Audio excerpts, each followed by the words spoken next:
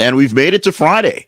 It is the 3rd of February, 2023. My name, Jay Cleveland Payne. This is Welcome to the Thing. This is actually things you might have heard.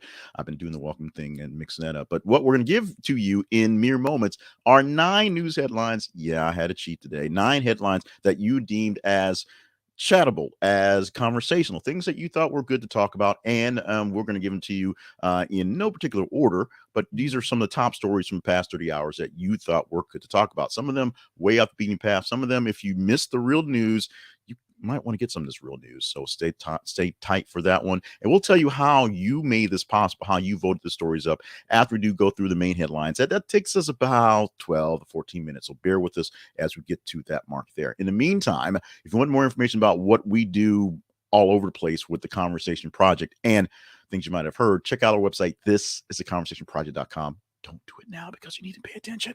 But check it out as you get through this, or open another browser window. If you're on your computer, open another window and kind of browse with that. You can do that as well.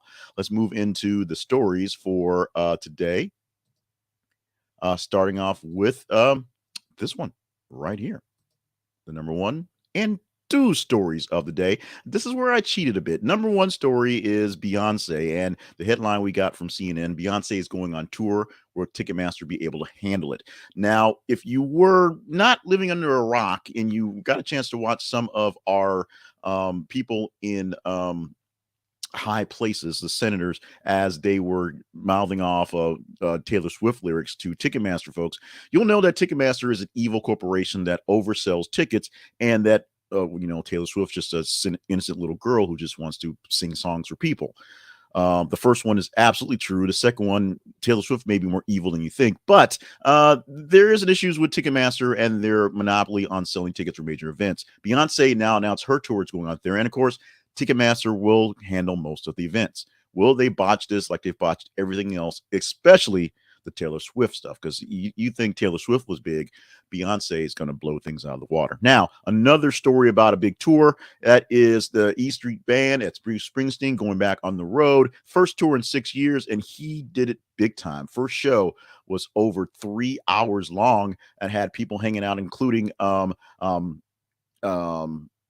Niles Lofgren, Max Weinberg, Gary Talent, Roy Britton, headed by Patty Sciatta.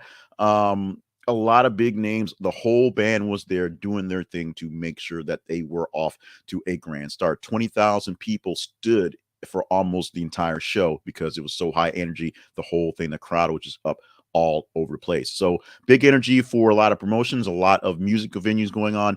Look out for the return to live music, although it's been out there for about a year or so. But after the COVID stuff, people are back to going out there, spending way too much money on people sometimes way too old to be performing. Springsteen may be included, but hey, since he sold off his catalog to whoever, he's got now to tour to make a little extra cash. I think he'll make the bills pretty easily. Let's go to our first real newsy story, and that is Arkansas Governor Sarah Huckabee Sanders to deliver a GOP State of Union response. On the flip side of that, Arizona's Representative Juan Cizamano will deliver the party's response for the Republicans in Spanish. Now, Sarah Huckabee Sanders, or SHS as we call it here in the state, is now our governor for the state of Arkansas, and essentially came in like a lightning in a bottle or bottle rocket or something like that, and just overcame the odds of it's basically nobody getting her way to be the governor because her dad was governor and she worked for Trump, because that's how it worked out. A lot of people will say that her qualifications are extremely sketchy. I'm one of those people, actually, and we will see what she has to say as she will battle against Joe Biden in the State of Union on Tuesday. Probably things like socialism and old, and just kind of a rehash of some things that she has said in the past. Now, her record here in the state so far, I would say uneven. I can't say good by any means. I won't say bad yet, but many decisions are pretty puzzling, and we will see what happens when her term comes through and whether a real Republican or a real anyone can challenge her in the next cycle for the race. In the meantime, the way things work around here, she showed up. She says, I'm running. People just laid out and gave it to her. Those are my words, so you can repeat them as my words. Let's go to the next story, which is large Chinese reconnaissance balloon spotted over U.S., officials say. Now, this is not 99 left balloons flying over starting a nuclear war yet. It's one really big, large, weatherish type balloon, large as in the size about 3 buses, and it's floating over the Midwest, basically floating in the area where some of our missile silo bases are. And we're pretty sure it belongs to the Chinese because they've done this thing before. And no one knows exactly what they're looking for. Maybe they're studying agriculture. Maybe they're studying the base. Maybe they're taking reconnaissance pictures. But right now, they keeping a big eye on it, and they're actually announcing this. This happens more often than you think, but they're announcing it publicly because, well, Tony Blinken's headed to China next week, and he may want to bring this up. Like, hey guys, what's up with that balloon that's hanging over Montana? Is it? I mean, you guys are having a party? What's the deal? We will see what's going on. This is a big deal with tensions with China. One military official basically said that we're probably going to war with China by the end of 2023. Things are ramping up that quickly. So we'll see whether this is a big deal. Spoiler alert, it is. And how big a deal it really is. Spoiler alert, it's a pretty big deal. Let's move on to another story. This one with a headline that reads like this. CBS execs tried an intervention with Tony Romo. This is one I probably should have dropped to have the actual 8 stories that we normally do, but I have this fascination with Tony Romo and his role in the booth now for football. I had this, thing because, I'm a Cowboy hater, how Tony Romo was just, a not very good quarterback, couldn't get things done. And then when he lost the job to Dak Prescott, they essentially efforted him into a booth initially, and he was magically good. This season, not so magical and not so good. CBS execs want Tony Romo to kind of be more punctual, do more homework, do more actual stats analysis, and not just say the crazy things he says off the cuff. And while he does say a lot of things still that are sort of in the brain of a person who's been in the trenches and knows what's going on, there's a lot more people who are doing that style now that he's brought it to life, that it's no longer a unique shtick. He has to do something different. So now they're asking him to actually do some analysis and be like an old school analyst and do the work. We shall see next season how much work he be doing. Next story. This is a very sad one. One that caught everybody kind of out of nowhere because it seemed like it's out of nowhere. New Jersey Councilwoman Eunice Dwumfour found dead with multiple gunshot wounds in her car. Now, Dwumfour is a councilwoman in New Jersey. She's a single mother, and she was killed outside of her townhouse in Carmelot at Lamel apartment complex where she lived. And it's just one of those things that no one can understand what's going on, how it happened. Essentially, she was found dead in her car, no motive at this point in happening. And so this is something that will probably be elevated to a higher standard and higher investigation going forward. But at the moment, it's just one of those just crazy things. We did have issues in Seattle where the guy who did not win the council seat decided to go in and try to off everybody on the council. So we have things like that. We don't know exactly how deep this story goes, and we don't know exactly the motivation for anyone because we don't have, at least at this point, an update for this story. Let's update how we're treating the dealings with Tyre Nichols with this story right here.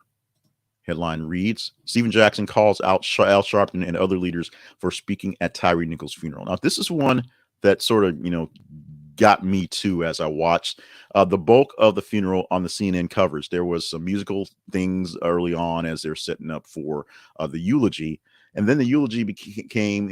It was led mostly by Al Sharpton, but also joined in by Vice President Kamala Harris, also Benjamin Crump. They gave the call to action as it's going. The speech turned political, if you will, but it wasn't exactly the homegoing. Everything was a great, beautiful moment up until the speeches started. And then it was basically, we need to pass the George Floyd Violence in Policing Act, which is true. But it turned into a big political forum, and Stephen Jackson, who came into light, he's based an activist anyway, but came to light for actually knowing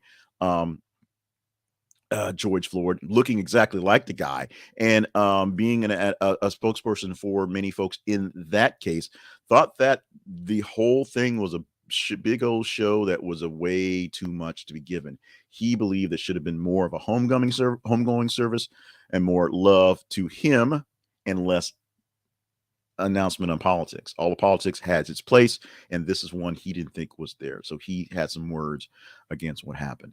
And we're going to continue along these lines with more stuff dealing with this one. This one, an interesting headline. Omega Psi Phi fraternity revokes membership of 3 former Memphis cops who beat Tyre Nichols.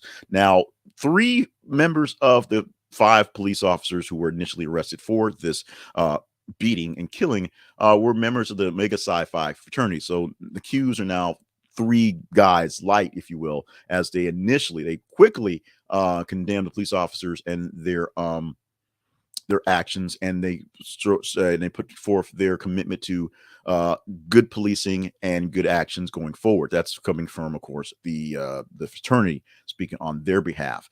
But we do have more. There will be more coming out about this. Now, at this point, everyone and their mother literally is going to be coming out to have some way to support in this activity because it's topical. It's in the news. It gets people ideas. Not that Omega Psi Phi is really looking for this, but nobody actually had any idea who these people were or what was going on until I saw this article. Maybe there were some rumblings around someplace that was going on, but none of them were throwing up their mega signs after they were beating this guy on camera. So nobody had any idea who they were, what frat they were, and what other organizations they have. I guess in the background, I guess those things come out. So they're trying to distance themselves from any activity like this. So you'll start seeing a lot more, apparently, damage control as opposed to just people jumping on to say they support police and they want less bad policing.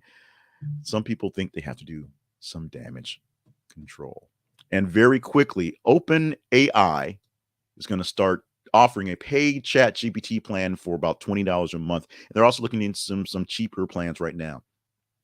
ChatGPT, which is actually a bunch of different type of things, but ChatGPT itself is a chatbot. It's an AI creation that takes data, doesn't actually search the internet like Google, but takes data it's been fed, and it spits out answers to questions you ask it. And it's a lot of data in there. However, some of that data is old. Basically, the chat GPT people are using, that people are knowing and loving and overusing, has about data from about 2020 in it. So the extra money going to these subscriptions will go to having more robust efforts of ChatGPT to not go down because it's not being overcharged, and B, modernizing some of the information. We'll talk more about ChatGPT in the future because it is going to overtake everything. AI actually helps me write. AI helps me write my scripts now, so it makes things more efficient, takes a little more time, and does slow things down in the reading because it's actually good reading. But AI chatbots and ChatGPT is all over the place. CNN did a very long piece on it yesterday, so you'll start seeing more of this and understanding this. And if you want to keep up in the world of knowledge, you want to understand what this stuff is all about. Now, let's go to our teaser story for tomorrow. We may talk about this one, or actually for Monday, I should say, since today's Friday. We may talk about this one Monday if you deem this worthy of chatting up. Unopened first-generation iPhone set to sell for $50,000 at U.S. auction. Someone gave someone else an iPhone, the original iPhone, as a gift, and they just kept it in a box, never opened it, kept it on shelf because they already had a phone, essentially. They didn't need this little thing. And it just stayed there. And eventually got new phones and whatever. And now 11, 12 years later, the original iPhone is in a box. And one similar one sold for about $50,000. So why not this one as well? Bids open up this weekend. You can buy a old phone, a useless phone that's even more useless because it's way not advanced. But I guess you can have the pleasure of saying you have an old iPhone. You can unbox it again and it'd be worth nothing, but you can do that for yourself. We can talk about this if you want to. Go to our feeds on Facebook and Twitter, facebook.com/This Is a Conversation Project and twitter.com/th_conversation. And as you go to those feeds, those spaces, enjoy the stories every 50 minutes, post a new news article, new headline. Like them, love them, hate them, engage with the stories, read them 3 or 4 times. The higher the engagement a story gets, the higher chance we get to chat about this. Now, the Twitter basically runs the roost, and Facebook sort of sorts things around. But you can see basically wherever your source is, give us a hand in picking the stories for Monday, and we'll do that. Come Monday, we'll get about 90 stories about over the course of 3 days. So we're going to pick the top 30 stories, and then we're going to whittle them down to 10. So 10 stories that you deem conversational shall be told to you, to y'all's, to everyone's in the wake of the setup. Now, let's go to our sponsor for today. Our main sponsor. We have many sponsors. Go to thisisaconversationproject.com/sponsors and see many of our sponsors. But we're going to put up Flowers Fast, and Flowers Fast will become an actual secondary part of this program in just a moment. If you stick around for the fun stuff, the last thing before we go out the door, the one last thing you don't not know, Flowers Fast may be something you need to remember and keep in your brain right now. Write it down right now. This is theconversationproject.com/Flowers Fast. This is theconversationproject.com/Flowers Fast. Flowers Fast will get you flowers fast. They are an online retailer that has connections to all the networks of FTD, so they can get you flowers to anywhere you want to any florist in the network.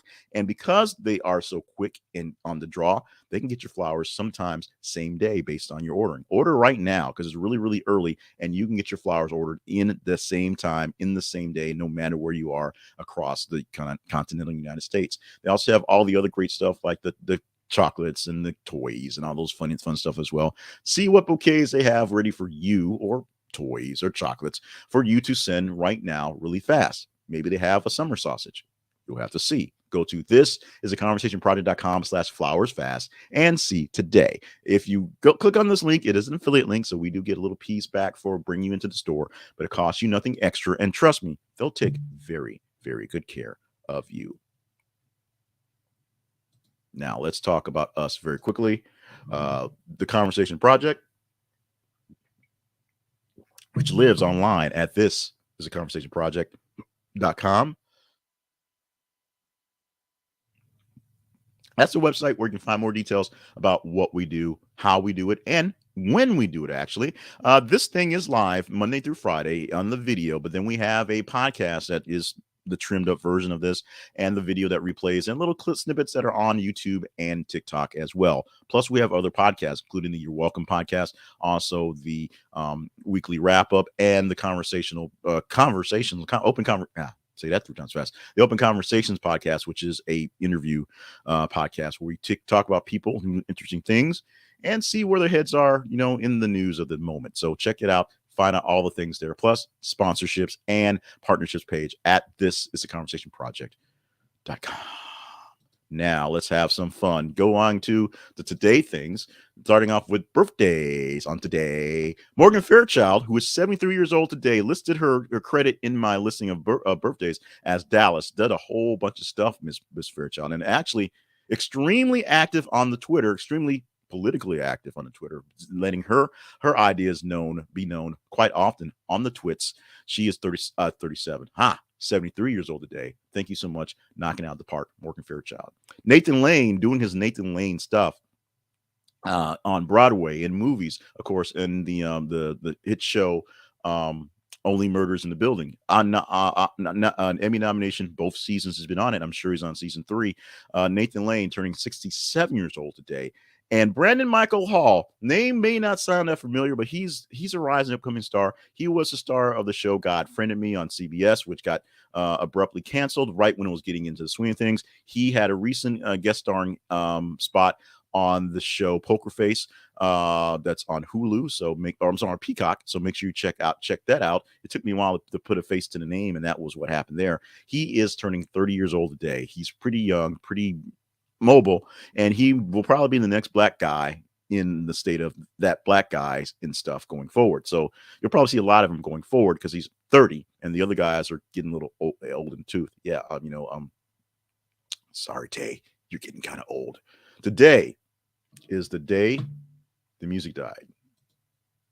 The day the music died is not so much a celebration, but a memorial to the life of great musicians of the time.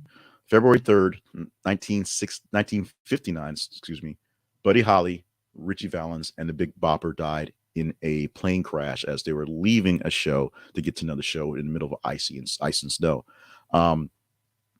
It's of course, it's inspired most of the American Pie song that goes long song with that one, talking about a long time ago, back in the early 60s, late 50s, a totally different time, something, trust me, I don't remember a time, a place that just does not really fit, my lifestyle, but it's something to look back towards as people live through. If you're old enough to remember the day the music died, then a lot of people will, maybe drink the whiskey and rye and just sort of think back on it.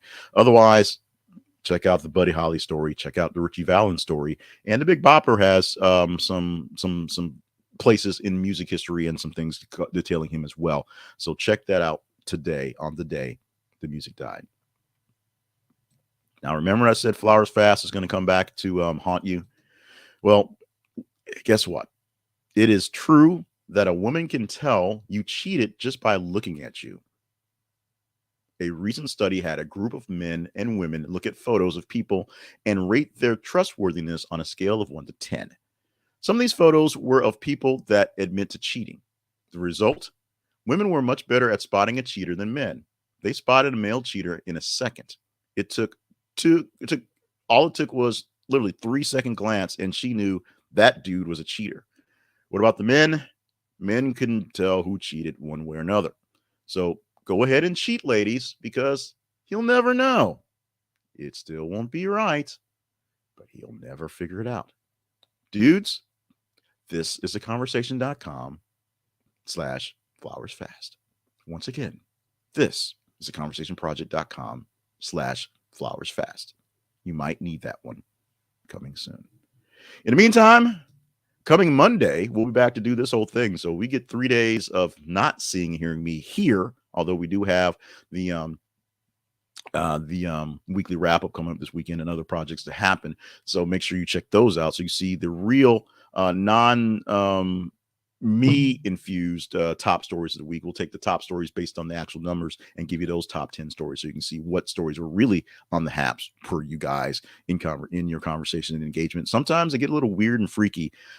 A lot of them got a little weird and freaky this week, so you'll see which ones they popped up this week, plus other things as well. In the meantime, make sure you are following us on our feed so you tell us what to talk about on Monday. That's more important, not what we already talked about or already in the can, but what goes forward for your Monday. Also, remember to stay hydrated, stay limber, and stay on task for all the grand things you are meant to do in 2023 and beyond. I am so grateful and grand and happy to have you with us for this program. Thank you for all the people who popped in with the live eyeballs on the Facebook and the YouTube, and also on Twitter, because I can't see the Twitter responses on the Twitter responses. So thank you so much. If you're a Twitter watcher, let me know, reply back, tweet back to me there as well. And the likes and loves and shares we got for this show here. Especially love you when you share it in the replays, because that's the ones that really grow. I'm going to knock it off for the day. We finally lifted the veil of ice across Arkansas, so everybody's got to go back to work. So I'm going to actually go back to work today, which means, yes, today I'm wearing pants. Let's move it on. Let's see you on Monday. Thank you so much for all the grand things you provided this week, as I provide hopefully more grand things for you next week. Love you all. Let's do it again Monday.